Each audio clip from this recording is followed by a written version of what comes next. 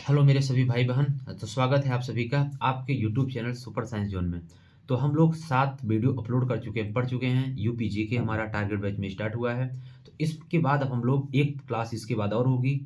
फिर हम लोग क्या करेंगे, स्टार्ट करेंगे अपना पॉलिटी। पॉलिटी के बाद फिर हम स्टार्ट करेंगे जीएस। जीएस के बाद हम हिंदी, हिंदी के बाद रीजनिंग, रीजनिंग के बाद मैथ। फिर इसके बाद पूरा हम प्रैक्टिस सेट स्टार्ट करें। मतलब पूरी तैयारी आपका बिल्कुल आराम से करा दिया जाएगा। और जो मेरे साथ लास्ट तक जुड़े रहेंगे 100% है कि उनका वर्दी हो ही जाएगा। ज़्यादा आप भागे दौड़ेंगे यहाँ वहाँ इधर उधर ऑब्जेक्टिव क्वेश्चन करेंगे, कुछ नहीं होने वाला है। ये बिल्कुल सत्य बात है। अगर आप एक जगह अगर कहीं भी स्थिर होगी, किसी भी विश्वास करके अगर आप पढ़ाई करेंगे तो जरूर आप अपने टारगेट को अचीव कर लेंगे। नहीं तो फिर बाकी लड़के तो आप देख रहे हैं 31 लाख फॉर्म पड़ेगा, वैकेंसी केवल 60,000 है दोस्त। तो ये तो सत्य बचाने है कि सबका नहीं होने वाला है, लेकिन होना उसी का है जो कि मेहनत करेगा। तो हमें उम्मीद है कि आप सभी मेरे साथ जुड़ के बहुत अच्छे से मेहनत कर रहे होंगे। अगर मेहनत करेंगे तो सफलता आपको जरूर मिलेगी।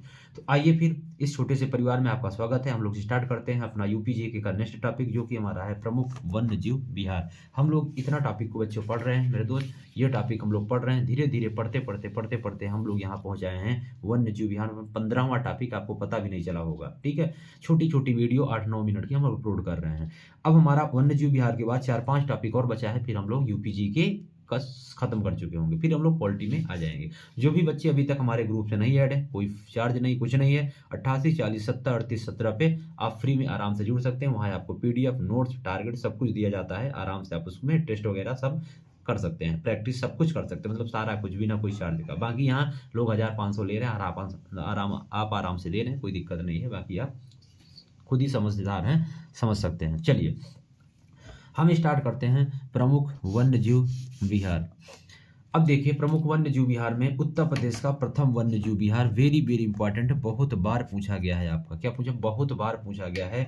उत्तर प्रदेश का प्रथम वन्य जीव विहार पूछा गया क्या है। चंद्रप्रभा वन्य जीव विहार कहाँ पे है, चंदौली। चंद्रप्रभा से क्या है, चंदौली, याद रखेंगे। उत्तर प्रदेश का प्रथम वन्य जीव विहार कहाँ पे है, चंद्रप्रभा वन्य जीव विहार, चंदौली।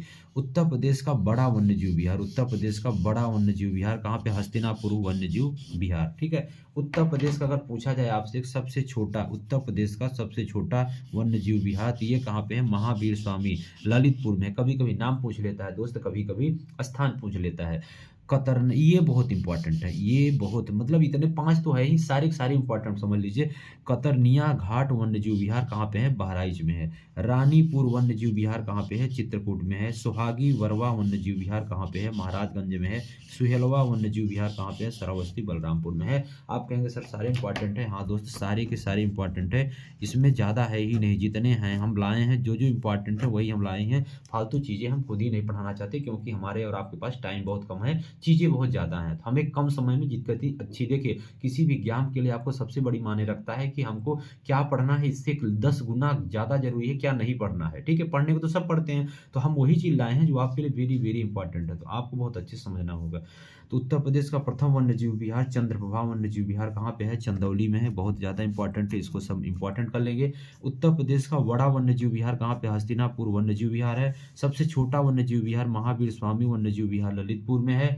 कतरनिया, ये वेरी वेरी इंपॉर्टेंट, इसको कर लीजिएगा। कतरनिया घाट वन्य जीव विहार बहराइच में है। रानीपुर वन्य चित्रकूट में है, ये बहुत इंपॉर्टेंट है। सुहागी वरवा वन्य जीव विहार महाराजगंज में है। सुहेलवा वन्य जीव विहार श्रावस्ती बलरामपुर। इसे मेरे पेपर में आया था, दोनों कतरनिया और सुहागी अलग अलग सेट में आया हुआ था। ठीक है, तो ये इतना बहुत इंपॉर्टेंट है, आप इसको जल्दी से नोट कर लेंगे हमारे साथ साथ। बाकी पीडीएफ तो आपको मिल ही जाएगी, फिर भी आप एक बार वीडियो देख के नोट करते हैं तो आपको बहुत अच्छी तैयारी हो जाती है वहाँ। ठीक, पीडीएफ के सारे नहीं, अपने हाथों से अपनी किस्मत लिखना पड़ेगा। जब तक आप हाथों से नहीं करेंगे तब तक चीज़ें नहीं समझ पाएंगे। आगे चलते हैं हम लोग प्रमुख पक्षी विहार। कहाँ चलते हैं, प्रमुख पक्षी विहार, क्योंकि हमारा टॉपिक हम देखते पढ़ रहे हैं वन्य जीव विहार के बाद क्या हो जाएगा, पक्षी विहार। ये भी बहुत महत्वपूर्ण है, यहाँ से भी क्वेश्चन पूछे जाते हैं। उत्तर प्रदेश का प्रथम पक्षी विहार कहाँ पे है, चंद्रशेखर आजाद। कहाँ पे है ये, नवाबगंज में है। ये भी इंपॉर्टेंट है, कर लेंगे। उत्तर प्रदेश का सबसे बड़ा पक्षी विहार कहाँ पे है, लाख बहोसी पक्षी विहार। ये भी आपका क्वेश्चन पूछा गया है, ये वाला पूछा गया है। ठीक है, उत्तर प्रदेश का प्रथम पक्षी विहार चंद्रशेखर आजाद नवाबगंज। उत्तर प्रदेश का सबसे बड़ा लाख बखोसी पक्षी विहार कन्नौज। उत्तर प्रदेश का सबसे छोटा पक्षी विहार, उत्तर प्रदेश का सबसे छोटा पक्षी विहार कहाँ पे है, पटना पक्षी विहार एटा में है। कहाँ पे है, एटा में है। समसपुर पश्चिम बिहार कहाँ पे है? ये समसपुर पश्चिम बिहार है रायबरेली में। कहाँ पे है? रायबरेली में। सांडी पश्चिम बिहार, सांडी पश्चिम बिहार कहाँ पे है? हरदोई में है। बखीरा पश्चिम बिहार कहाँ पे है? संत कबीर नगर पे है। समान पश्चिम बिहार ये कहाँ पे है? मैनपुरी में है। कहाँ पे है? मैनपुरी में। समझ पा रहे हैं मेरी बात? प्रथम पश्चिम बिहार उन्नाव चंद्रशेखर आजाद नवाबगंज है। उत्तर प्रदेश का सबसे बड़ा पश्चिम बिहार लाख बहोसी पश्चिम बिहार कन्नौज में है। उत्तर प्रदेश का सबसे छोटा पश्चिम बिहार पटना पश्चिम बिहार एटा में है। समसपुर पश्चिम बिहार कहाँ पे है? आपका रायबरेली में है। सांडी पश्चिम बिहार हरदोई में है। बखीरा बहुत इंपॉर्टेंट है, बखीरा पश्चिम बिहार संत कबीर नगर। समान पश्चिम बिहार मैनपुरी। बखीरा वाला बहुत इंपॉर्टेंट है, हमारे सेट में पूछा गया था, बताइएगा। प्रथम पश्चिम बिहार कहाँ पे है? चंद्रशेखर आजाद नवाबगंज। सबसे बड़ा पश्चिम बिहार लाख बहोसी, और इसके बाद पश्चिम बिहार कन्नौज में है। सबसे छोटा पश्चिम बिहार पटना। बड़ा और छोटा जरूर ध्यान रखेंगे। समसपुर पश्चिम बिहार रायबरेली में भी इंपॉर्टेंट है। साड़ी बखीरा इंपॉर्टेंट है। पश्चिम बिहार संत कबीर नगर। समान पश्चिम बिहार मैनपुर। और 2-3 पश्चिम बिहार हैं, ये भी महत्वपूर्ण है, इनको भी देख लेंगे। पार्वती अर्गा पश्चिम बिहार गोंडा में है। सुरहा ताल पश्चिम बिहार, सुर सरोवर पश्चिम बिहार। ये भी तीनों इंपॉर्टेंट है। देखिए उतना ही हम लाए हैं जितना इंपॉर्टेंट है, जितनी इंपॉर्टेंट है। हम ज़्यादा खुद ही नहीं पढ़ा रहे हैं तो बहुत ज़्यादा कि आप पढ़ते पढ़ते थक जाएंगे, लेकिन उतना हम नहीं पढ़ा रहे हैं। हम आपको उतना पढ़ा रहे हैं जितना कि बहुत बहुत आने के पॉसिबिलिटी बहुत ज़्यादा है। पार्वती अर्गा पश्चिम बिहार गोंडा में। सुरह ताल पश्चिम बिहार बलिया में। सुर सरोवर पश्चिम बिहार कहाँ पे है? आगरा में। आइए अगला टॉपिक हम लोग स्टार्ट करते हैं। इसके बाद परिवहन व्यवस्था देखेंगे। आज हमारे 3 टॉपिक हो गए।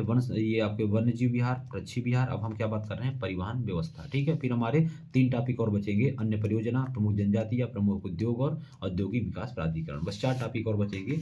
एक वीडियो ज़्यादा से ज़्यादा और होगी, बहुत होगी, 2 वीडियो होगी विविध को लेकर, 2 वीडियो और होगी बस। ठीक है, आपकी 7 हो गई है, 8, इसके बाद 9, 10 वीडियो, माने 10 वीडियो 10 9 90, मतलब सामान्य 1.5 घंटा में आपका पूरा 1.5 घंटा में पूरी यूपीजी की कंप्लीट खत्म। ऐसी यूट्यूब पे कोई वीडियो नहीं होगी, कोई ऐसा नहीं पढ़ा होगा। ये हमारा चैलेंज है कि 1.5 घंटा में आपको पूरा यूपीजी के पढ़ा सकता है। ठीक है, हमने बहुत ज़्यादा इकट्ठा करके, बहुत शोध करके, पूरे ऑब्जेक्टिव सारा कुछ, कम से कम इसके लिए आपके 2 से 3 दिन हमने मेहनत किया, पूरा दिन, तब जाके ये वीडियो, ये कंटेंट आपको हम दे पाए। ऐसे कोई चीज़ नहीं हो पाता, काफ़ी मेहनत लगती है। आपको लगता होगा 9 मिनट की वीडियो है, 9 मिनट की वीडियो के लिए कम से कम हमको 1.5 से 2 घंटा टाइम देना पड़ता है दोस्त। लेकिन कोई बात नहीं, अगर आप सेलेक्ट हो जाते हैं तो इससे बड़ा कुछ नहीं हो सकता। चलिए, परिवहन व्यवस्था में क्या देखें? उत्तर प्रदेश राज्य का प्रथम एक्सप्रेस वे कौन सा है? ग्रेटर नोएडा व नोएडा के बीच में। ठीक, उत्तर प्रदेश राज्य मार्ग प्राधिकरण का स्थापना 2004 में। उत्तर प्रदेश गुजरने वाला सबसे लंबा राष्ट्रीय राजमार्ग क्या है? नेशनल हाईवे 2 यानी NH2। उत्तर प्रदेश राज्य सड़क परिवहन निगम की स्थापना कब हुई? 1972 में। ये पूछा गया है आपका।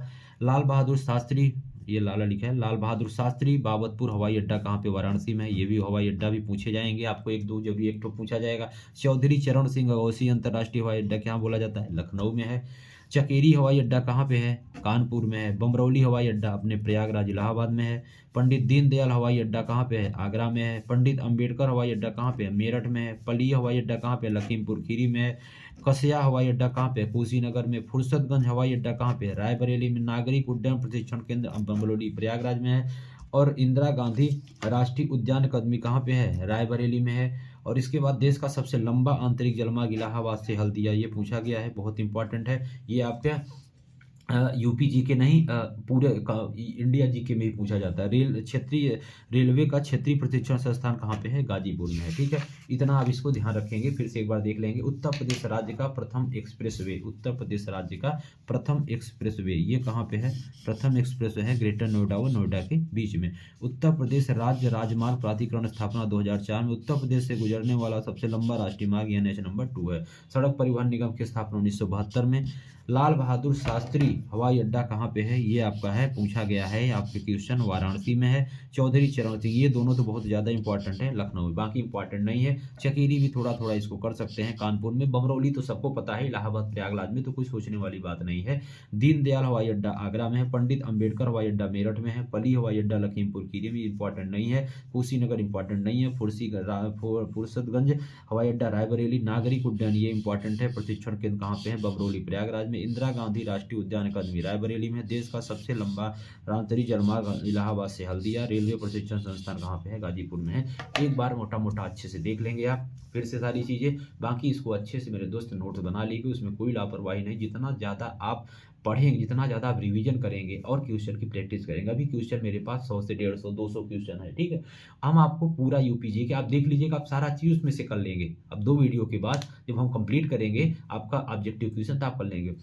कुछ बच्चे सोच रहे होंगे कि सर अभी टाइम बहुत कम है, आप इतना धीरे पढ़ा रहे हैं। आपकी टेंशन ना लीजिए, मेरा आप जितना पढ़ा रहे हैं, हम कल पूछ रहे थे ऑफलाइन बच्चों से, जितना हम दे दिए हैं उसमें भी याद नहीं हो पाया, बताइए। तो आपको लिखने से दोस्त नहीं होगा, हर जगह लिखा है, सारी बुकें आती हैं, परीक्षा माड़ी आती है, फिर क्या मतलब, इतनी मोटी सी बुक है, आप पढ़ते रह जाइए। तो लेकिन हम सब महत्वपूर्ण लाए हैं जो बार-बार एग्ज़ाम में पूछा गया, बार-बार रिपीट हुआ है।